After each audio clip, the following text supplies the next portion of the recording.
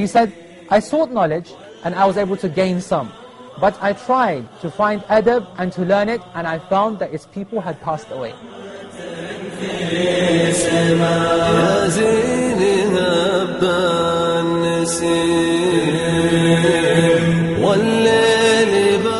The basmala, alhamdulillah, rububiyya, al-jihad, tawbah, fadail al-a'mal, as-salah, tarbiyya, as-saghair wal-kabair.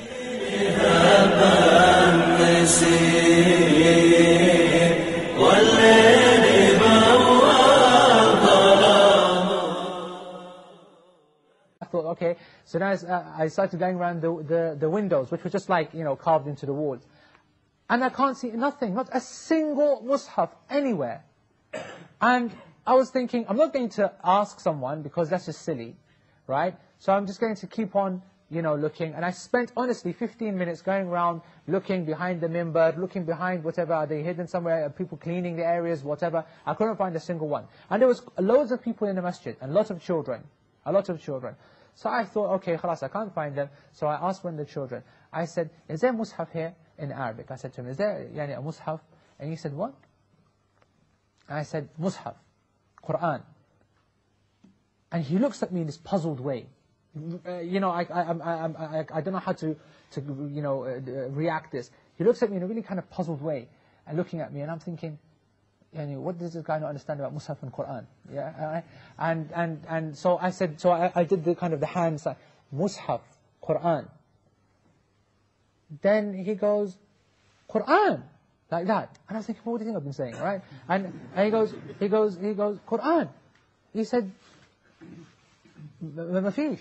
He goes, there's none here. I was thinking, what? What do you mean there's none here?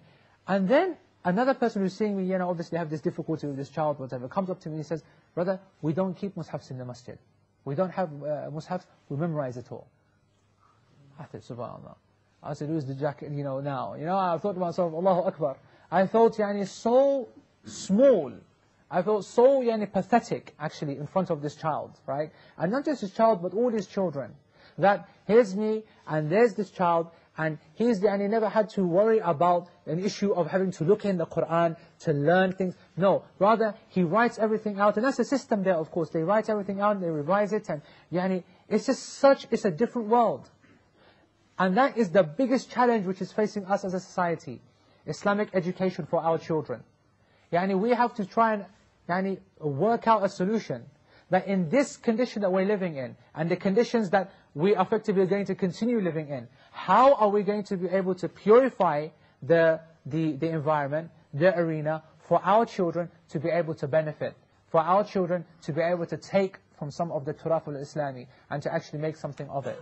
This is the challenge that we have upon us. And that was a big difference between us now and those nubala, those noble and blessed people of our Turath, al-Islami. So Imam al-Bukhari radiallahu an, if you want to know about the details of his life and his character, it is found everywhere. It is from the barakah of his maqam, it is from the blessing of his maqam, and it is from the blessing of his works, that he and his actions and his reputation is available for wherever you want to see, all over spread throughout the world. And that is from the barakah of Allah subhanahu wa ta'ala. And of his books that he wrote, we have the Sahih, and he wrote books on history, on Aqidah, on fiqh, on different differences in fiqh, and this book here, Al-Adab Al-Mufrad. And for those people who want to know what Al-Adab Al-Mufrad actually is, why did Imam Bukhari call it Al-Adab Al-Mufrad, then there's some difference of opinion amongst the scholars, okay? But the most accepted reason is that Al-Adab Al-Mufrad makes the book distinct from his Kitab Al-Adab. Because Imam Bukhari wrote the original Kitab Al-Adab, the 78th book of the Al-Jami' Al-Sahih, his Sahih collection, and that is the original Asl, Kitab Al-Adab. And so therefore when the scholars are referring to Imam Bukhari, they said, and Imam Bukhari said in Al-Adab, so they just say Al-Adab, and that therefore is referring to, mutlaqan, to the Jami' Al-Sahih. But then when they said that he said it in Al-Mufrad, okay, then they still mean that he narrated it in Al-Adab, but it is in the Mufrad version. And the Mufrad version, okay, is larger in size than the original Kitab Al-Adab. And in it, not only does it have more ahadith, But some of them are of the same authenticity as his standards in Al-Jami' Sahih, and others are of a lesser standard, and others are even of a lesser standard, yani Hasan, and he even includes some weak narrations in his Adab Al-Mufrad. And he also narrates, he also includes narrations from the Sahaba and narrations from the Tabi'een, which is implementing or giving us or identifying rather, a principle. And that is, in the issues of virtue and the promotion of good actions amongst the community, as the majority of the scholars held, it is permissible to use weak hadith. Weak hadith in the promotion of good actions, as long as three very important conditions are stuck to. What are these conditions? Number one, that the hadith itself is not very weak. غير شديد. Yani the weakness is not very weak and is definitely not fabricated. And someone who is a liar or has been accused of lying as a narrator, that he has not infarad bihi. Yani he himself is not the only one who has narrated this hadith. The second condition is that the hadith itself must come under a general principle which has already been established by other authentic evidences. So therefore, a weak hadith can never be used to establish something new in Islam. And the third condition is that we must never make the hadith or narrate the hadith in a definitive way or a definite way to make it clear as if this is authentically narrated from the Prophet ﷺ, in order to protect ourselves from attributing something to the Prophet ﷺ which he did not say, which is of course from the serious sins. And that is the reason that the scholars in general used to push away from dependency upon using weak hadith, and in fact used to concentrate on the authentic hadith.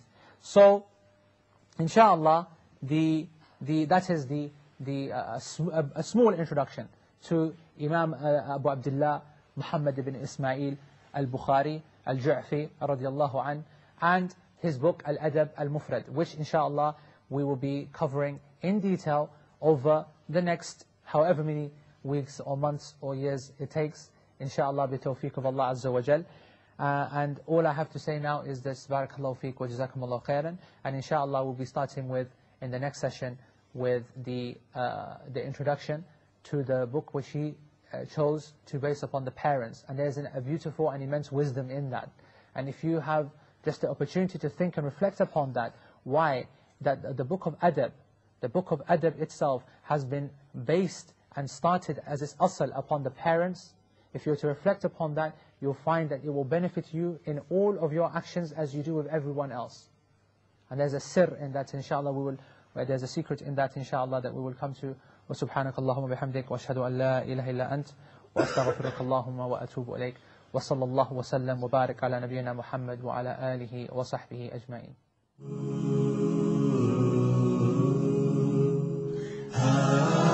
It opens us up immediately that there is a relationship that we need to recognize at this very, very beginning between worshipping Allah subhanahu wa ta'ala and obeying the parents. Why does he start the whole chapter of adab, the whole understanding of interactions with society and people, with the parents? What's the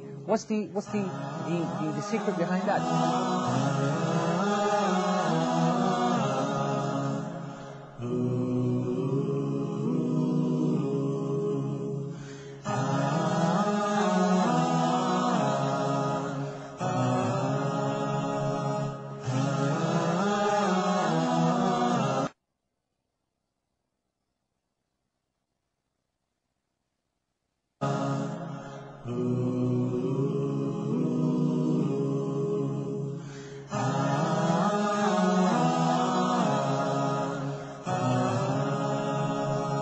اللهم صل على محمد.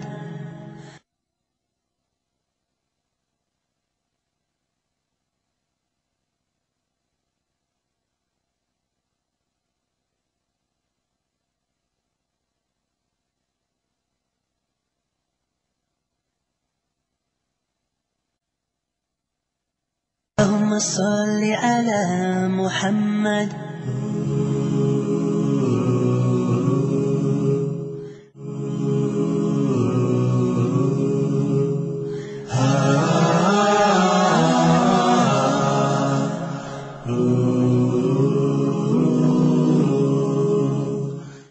Bismillahir Rahmanir Rahim. Alhamdulillahi Rabbil Alameen. Wa sallallahu wa sallam wa baraka ala nabiyyina Muhammad wa ala alihi wa sahbihi ajma'een. Allahumma la sahla illa ma ja'altahu sahla wa anta taj'al al-hazna idha shi'ta sahla. Allahumma a'inna ala dhikrika wa shukrika wa husna ibadatika ya Rabbil Arshil Azim. To pick up now from our last session, we've introduced the topic of adab, the need for adab in society, the need for adab for everyone and for ourselves specifically as Muslims. And we've also had a brief introduction into, the text that we will be taking this journey in. And as I explained, it's a journey because really the ulama, when they used to start a text, they used to consider it a journey. They used to prepare themselves for it and take provision for the difficulties that will be encountered along the way of studying and thinking and reflecting and so on. And we had the brief introduction also of the Imam Al-Bukhari radiallahu an, the author of this wonderful text. And so before we actually start the first hadith, which Imam Al-Bukhari opens his book with, just a few points to make it clear where we're going to explain this book from. I didn't mention last time that this text is quite incredible actually, that throughout history no one has given it a proper commentary. No one has given it a proper commentary until just very recently. An Indian scholar gave a brief commentary of it, Afadullah Samad, upon Al-Adab Al-Mufrad, a brief one. And then there's been some contemporary scholars who have written a few notes to it, and some have checked the hadith in it and so on. And that's not strange. I was speaking with one of my teachers, Shaykh Al-Judair, and he said to me, I said to him, isn't that very strange that such an amazing book hasn't had a commentary? And he said to me, that what do you think of An-Nasa'i, and what do you think of Ibn Majah and these collections? What do you think of Ad-Darimi, which, Ad-Darimi is a collection of hadith which Ibn Hajar said it should have been part of the Sahih Sittah. So not only did it not even get into the Sahih Sittah, where is the commentary to that? And where is the commentary to the Musnad of Imam Ahmad ibn Hanbal? I mean, that's a magnus opus in itself, right? I mean, it's an incredible book with so much ilm in it, so much benefit in it. No one's done a commentary. So he said that it's not necessarily the case that the best books get a commentary. So inshallah, the beneficial point, or the good news is that the ahadith that are found in Al-Adab Al-Mufrad, they have got other sources, other turuq, as we say, other ways of narration. That means that it can be found in the collections of Imam At-Tirmidhi and the collections of Sahih Muslim and Sahih Al-Bukhari, Imam Bukhari's authentic collection. So the commentaries are available, and we'll be using these sources, as well as the tafasir, the different commentaries upon the Qur'an, to help us in formulate our understanding of the text in this book. And Imam Al-Bukhari radiallahu anh starts his book with Bismillahir Rahmanir Rahim. And actually, that might seem strange, because in general, we know that the Muslims, when we start something, we start with Alhamdulillah. Okay? When we say Bismillahir Rahmanir Rahim, we call this the Basmala. Alright? This is called the Basmala. And the Hamdulillah is when you say Alhamdulillah, and you praise Allah subhanahu wa ta'ala in the way that He deserves, Azza wa Jal. And we then proceed into the text. We know that the Prophet ﷺ, in authentic hadith narrated by Imam Al-Bukhari himself in the Kitab of Wahi, or in the beginning of the revelation in Sahih Al-Bukhari, the Prophet ﷺ said that the first thing that was revealed from the Qur'an was Iqra' bismi rabbik. Okay? And the scholars said that from this, bi-ismi rabbik, in the name of your Lord, is kifaya. It is enough for you to start your actions with the name of Allah subhanahu wa ta'ala. Not to say in the name of Allah, but with the name of Allah. Bismi Rabbik. And also we know that the Prophet ﷺ, in his various correspondences with the different kings and the different rulers that he was opening channels with, when he became the leader of the state, and he was offering them treaties, and he was offering them the opportunity to accept Islam and justice and so on, he would often write them letters without mentioning the Hamdulillah, and just saying Bismillahir Rahmanir Rahim. So we know from the action of the Sunnah and the action of Imam Al-Bukhari in this text that it is not an absolute condition.